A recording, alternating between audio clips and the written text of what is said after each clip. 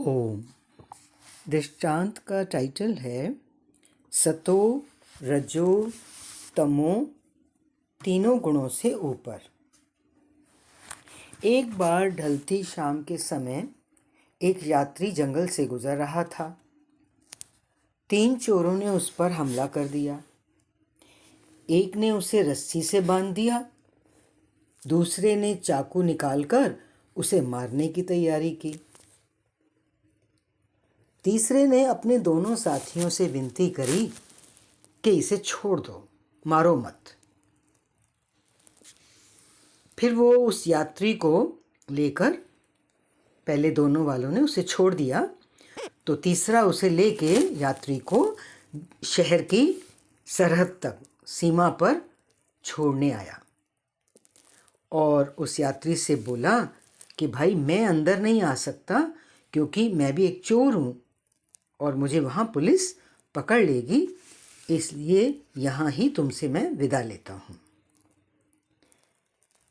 इस दृष्टांत का सिद्धांत है, हम ध्यान से समझेंगे। ये 3 चोर हमारे ही जीवन के चोर हैं। सतो रजो तमो गुण हैं ये 3 चोर।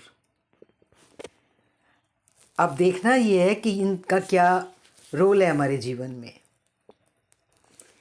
रजोगुण माया के प्रलोभनों से, आकर्षणों से मनुष्य को संसार में बांधता है। दूसरा तमोगुण, तमोगुण से प्रमाद पैदा होता है और शास्त्रों में कहा गया है प्रमाद ही मृत्यु है। तमोगुण नींद और आलस से जीव को खत्म करने की कोशिश करता है, जैसे वो दूसरे चोर ने उसको चाकू निकालकर मारने की कोशिश की। अब तीसरा आता है सतोगुण। ये सतोगुण जो है, इन दोनों के फंदे से मनुष्य को बचाता है।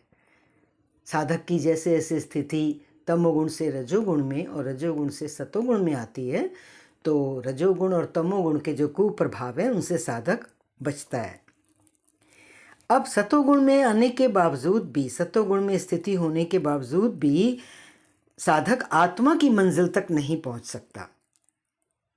सतोगुण भी मंजिल तक नहीं पहुंचा पाता। आत्मनिष्ठा के लिए सतोगुण को भी सरहद तक छोड़कर, सरहद मीन्स वो सीमा जो है जहाँ आत्मा का राज्य शुरू होता है, उसमें अगर प्रवेश करना है तो इसको तो बाहर ही छोड़ना पड़ता है, सतोगुण को भी। और इस प्रकार जीवात्मा अकेले एकांत का संग करता है, तब उस ब्रह्म से एकाकार होता है। हरि ओम।